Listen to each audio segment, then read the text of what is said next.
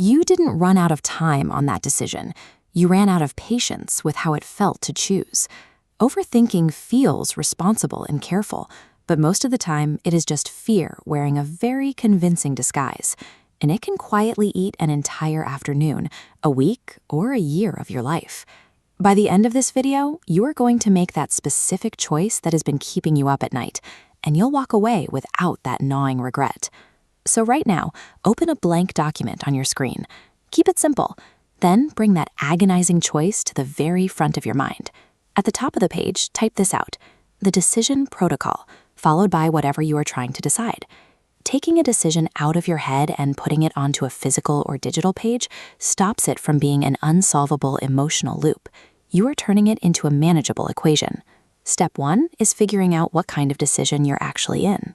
There are one-way doors, choices like quitting a job with nothing lined up, where you walk through and it locks behind you. And then there are two-way doors, where if you don't like the room, you just turn around and walk back out.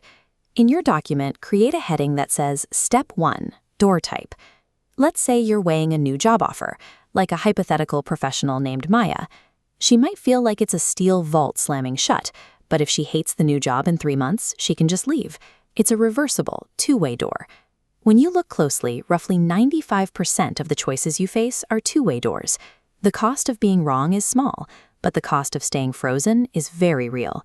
Step 2 tackles how you evaluate your options.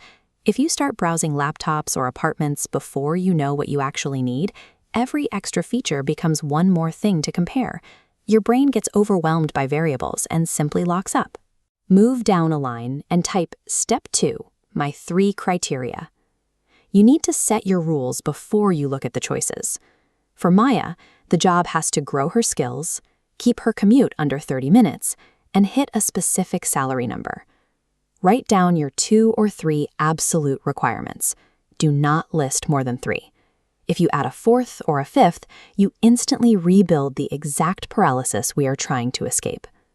Setting these boundaries right now shrinks the field.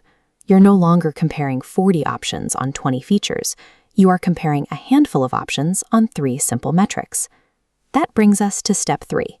You have to fight the urge to be a maximizer, someone who cannot rest until they are absolutely certain they found the single flawless option that exists anywhere in the world. Research shows that people who decide this way consistently carry more regret and enjoy their choices less. The alternative is satisficing. You set a bar, and the moment an option clears that bar, you take it and you stop looking. You find what is good enough and you move on. In your document, type Step 3, the bar, and write out your new rule. Take the first option that meets the 3 criteria above. Step 4 is putting this whole process in a box. Overthinking is like a gas. It expands to fill whatever time you give it. Without a hard deadline, you will spend an entire week agonizing over a single email. So give yourself a specific, slightly uncomfortable amount of time. Type out Step 4, the deadline, and give yourself a cutoff. Maybe it's in 2 minutes, or maybe it's today at 5 p.m. Pair that time limit with the 70% rule. If you wait until you have 100% of the information and feel completely certain, you will wait forever. You move when you have roughly 70% of what you ideally want. Passing that 70% mark usually doesn't improve the decision. It just gives your anxiety more time to talk. A strict deadline forces you to decide with the facts you already have. Now we reach the final step. There is a very sharp line between actually thinking and just ruminating. Real thinking takes in information and arrives at a new conclusion. Rumination just replays the exact same disaster over and over on a treadmill. Look at how you've been handling your current decision. Are you generating new data, or have you just run the same 3 what-ifs through the blender for the 4th night in a row? The cure for rumination is not more thinking. The only way to break the loop is to take a physical action. Type Step 5, next smallest action. Write down the tiniest concrete step you can take to initiate this choice right now. Maybe it's drafting a one-line yes email to a recruiter and leaving it in your drafts. Movement is what breaks the spell. The moment you take a real-world step, your brain finally has concrete reality to respond to instead of 100 imagined futures. Look at the document in front of you.